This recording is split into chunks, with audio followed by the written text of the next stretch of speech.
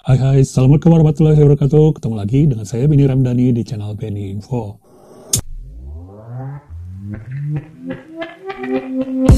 Guys, kali ini saya akan ngobrolin soal penulis.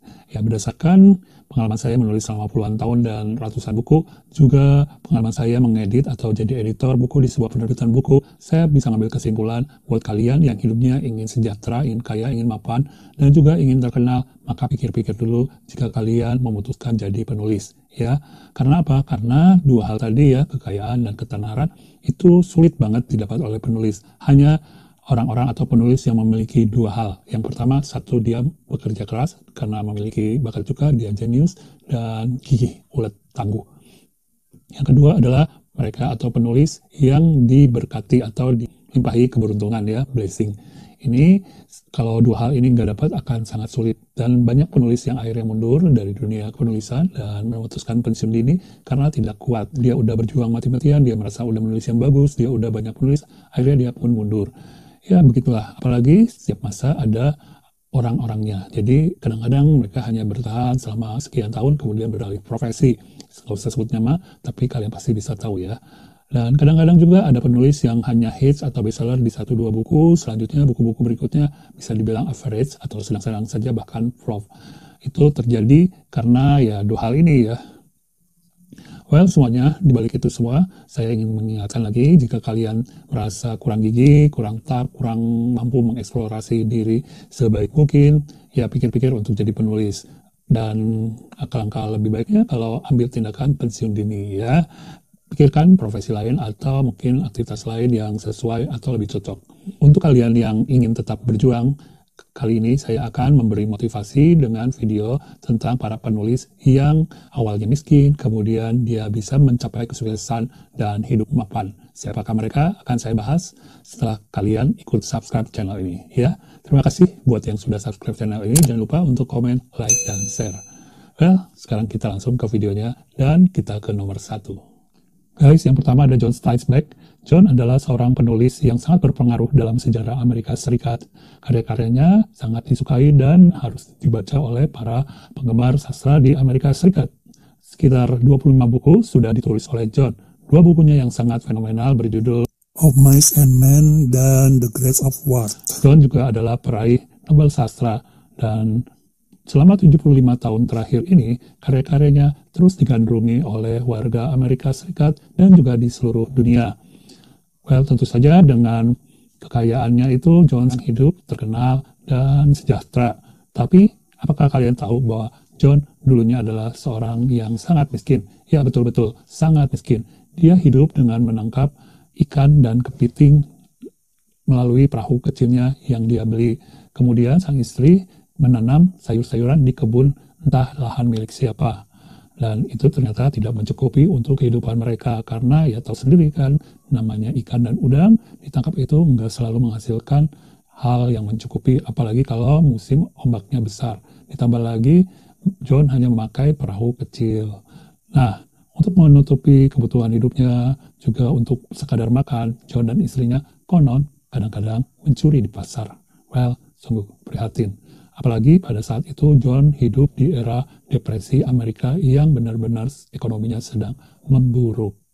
Beruntunglah John tetap berusaha bertahan hidup dengan tegar dan semangat. Dia terus menulis sampai akhirnya dia menemukan jalan yang terbuka di bidang kepenulisan, dan akhirnya ya kalian tahu sendiri, dia menjadi penulis yang ternama di Amerika Serikat. Nah, pengalaman apa yang dipetik dari ini?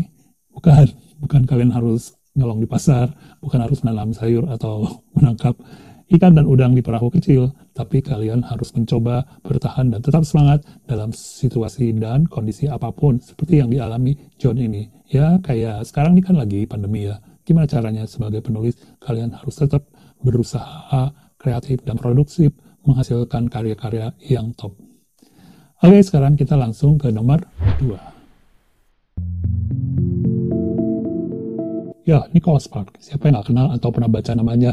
Buat kalian yang pernah nonton Notebook, ya film Notebook, dan bahkan mungkin membaca novel Notebook karena sudah diterjemahkan ke dalam bahasa Indonesia, tentu akan mengenal penulisnya, yakni Nicholas Sparks. Yang belum, ya silakan nonton aja filmnya atau baca novelnya. Jadi film Notebook ini diambil dari novel karya Nicholas Sparks. Ini berhubungan banget novelnya dengan sosok Nicholas Sparks yang dulunya hidup compang-camping hingga akhirnya menjadi penulis penting. Iya, beneran. Dulu setelah kuliah, Nicholas Sparks hidup sengsara karena dia tidak berhasil mendapat pekerjaan yang layak. Dia mencoba melamar ke sebuah penerbitan, tapi gagal, tidak diterima. Kemudian dia mencoba juga untuk masuk kuliah lagi ke sekolah hukum. Lagi-lagi dia gagal alias tidak diterima. Pada akhirnya Nicholas melakukan pekerjaan serabutan. Apa aja, mulai dari menjadi front officer sampai menjual obat-obatan. Hingga pada tahun 1990, dia memutuskan untuk sekali lagi mencoba bekerja atau melakoni dunia penulisan. Dia akhirnya menulis sembari bernazar bahwa ini adalah karyanya yang terakhir seandainya karya ini tidak bisa diterbitkan. Alias, dia akan berhenti menjadi penulis jika karyanya tidak diterbitkan. Gimana akhirnya?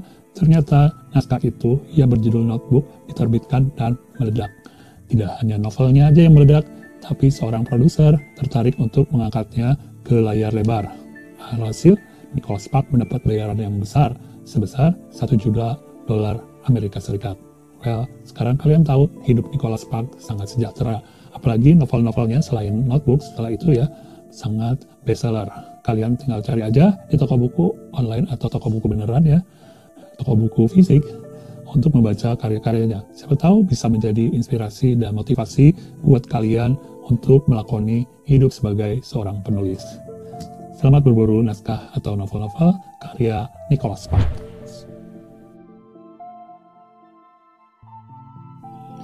Ya, siapa yang nggak kenal Charles Dickens ya? Charles Dickens ini di Indonesia atau umumnya orang kenal dengan karyanya yang begitu mengagumkan. Ada 3 yang saya suka. Yang pertama ada Oliver Twist, tentang ya tahu sendiri kan, petualangan bocah nakal. Ya trivial tuh. Pokoknya saya sangat suka dan saya baca dari kecil dulu ya, sampai pengen jadi seperti dia ya, Oliver Twist ini. Yang kedua Christmas Carol, yang ya kalau saya suka nonton filmnya sih, kalau novelnya kayaknya saya belum baca. The Tale of Two Cities ini juga novelnya udah saya baca dan memang mengagumkan. Tapi di balik itu semua, jarang yang tahu kalau Charles Dickens itu lahir dari keluarga miskin. Ya kalau lihat novel-novelnya sih memang kelihatan ya aroma-aroma dia tuh sukses kalau bercerita latar-latar keluarga miskin seperti di Oliver Twist. Ya, sampai saking miskinnya, di usia masih anak-anak, Charles Dickens ini harus bekerja 10 jam sehari sebagai penyemir sepatu boots ya, jadi biar mengkilat gitu sepatunya. Dia bekerja seperti itu. Ya beruntung ayahnya peduli dengan pendidikan Charles, sehingga Charles akhirnya bisa menjadi atau bekerja sebagai reporter. Nah, dalam proses menjadi reporter inilah Charles terus-menerus menulis sehingga dia mampu mengembangkan kemampuan menulisnya. Pada usia 25 tahun, Charles mulai mundur dari dunia reporter, dia lebih mendedikasikan hidupnya sebagai penulis. Jadi menulis benar-benaran tuh, dan karya-karyanya kemudian lahir begitu fenomenal. Dan hingga kini banyak orang sangat mengagumi karya-karyanya dan gak pernah mati. Betul-betul Charles Dickens ini seorang penulis yang bisa dijadikan panutan buat kalian yang ingin menggeluti dunia atau profesi sebagai penulis. Bagaimana dia benar-benar mendedikasikan hidupnya sebagai penulis. Dan setelah dia mapan hidupnya, dia banyak juga membantu orang-orang miskin, juga penulis-penulis muda. Karena Charles Dickens ini benar-benar seorang filantropis ya. Kekayaannya dibagi-bagikan, nggak dimakan sendiri oleh Charles. Karena dia merasa dulu hidupnya miskin, perlu bantuan. Well, teman-teman, jangan lupa kalau kalian udah sukses, udah kaya raya jadi penulis, bagi-bagi juga. Bantu-bantu juga penulis. Bantu saya juga. Ya, cukup bantu subscribe, like, komen, dan share video-video saya ini. Dan jangan di-skip iklannya.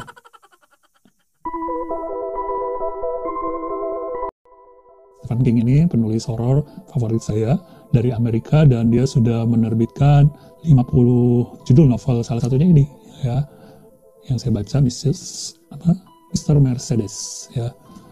Dan karyanya juga sudah terjual 350 juta eksemplar. Kebayangkan betapa sejahtera hidupnya Stephen King, apalagi novel-novel dia diangkat ke layar lebar. Ya, dulunya si Stephen King gak sesejahtera sekarang. Dulunya dia sangat miskin, apalagi dari umur 5 tahun Stephen King sudah ditinggal ayahnya, sehingga Stephen King harus sekolah sambil bekerja. Bahkan setelah dia lulus kuliah pun, Stephen King masih hidup dalam kemiskinan. pada akhirnya dia bekerja sebagai guru. Di sana dia bisa banyak menulis dan membaca. Dia kemudian menikah, dan karena menikah juga dia merasa makin kesulitan ekonomi.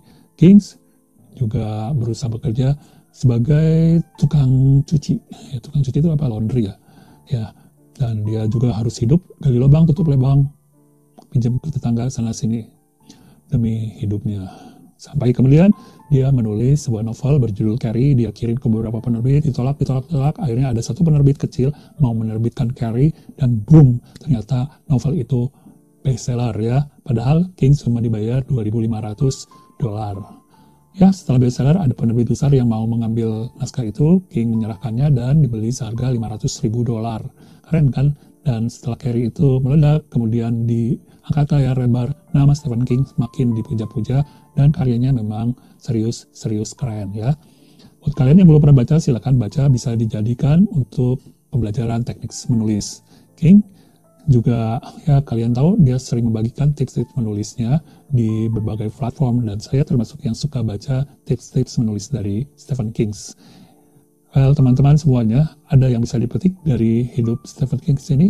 Ya, kalau saya sih melihat dia karirnya yang pertama ya, selain nggak patah semangat, King juga mulai menekuni genre yang dia suka sejak awal. Jadi dia nggak tergoda untuk menulis genre lain, tapi dia selalu konsisten dengan genre thriller dan horror yang memang ternyata banyak penggemarnya.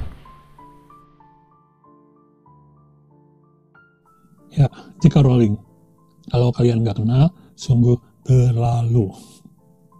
Karena J.K. Rowling ini ya, dia ini penulis yang paling terkenal dan paling tajir di dunia saat ini. Betulan, dari data-data ya. Nah, padahal dulu sebelumnya, si J.K. Rowling ini bisa disebut wanita atau single mothers yang hidup dalam kemiskinan. Karena J.K. Rowling pekerjaannya ya sebagai guru gitu ya, yang nggak terlalu cukup lah gajinya. Bahkan J.K. Rowling ini menerima tunjangan sosial dari pemerintah kerajaan Inggris. Serius. Kalau di Inggris mungkin saat itu penghasilannya disebut miskin, nggak tahu kalau di Indonesia lumayan kali ya. Karena kan beda ya tingkat kesejahteraan atau standar kesejahteraan di Inggris dan di Indonesia. Nah, biar nggak terus-terusan dapat tunjangan sosial dari pemerintah kerajaan, akhirnya J.K. Rowling menulis.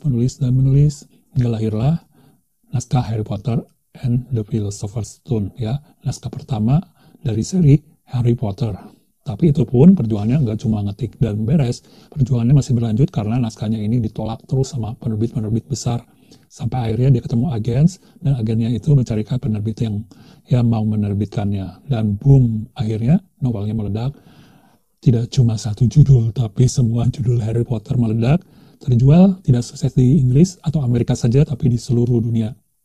Gak heran kalau dia bisa menjadi kaya raya dari novelnya aja. Belum lagi ketika novelnya dibeli dan dialihkan, diadaptasi ke layar lebar. Itu bayarannya tahu sendiri karena filmnya aja meledak box office hampir semua judul. Jadi, buat kalian yang single mom, single mother, atau single father, atau single dad, atau single beneran alias jomblo, manfaatkan, jadikan motivasi kesinggalan kalian untuk menulis dengan kreatif, produktif, dan top ya. Ciptakan motivasi yang kuat di diri kalian seperti J.K. Rowling ya. Siapa tahu kalian akan menjadi next J.K. Rowling ya. Saya juga berharap demikian. Oke, semoga bisa memetik hikmah dari kisah-kisah yang sudah disajikan. Ya guys, terima kasih yang udah simak video kali ini sampai tamat. Semoga bermanfaat, semoga menambah motivasi kalian yang ingin jadi penulis tajir, ternama, beken ya, amin. Dan jangan lupa untuk tetap standby di channel ini biar bisa menikmati video-video lainnya yang bermanfaat seputar dunia literasi. Jangan lupa untuk subscribe channel ini, share, like, dan komen juga. Sampai ketemu lagi. Assalamualaikum warahmatullahi wabarakatuh.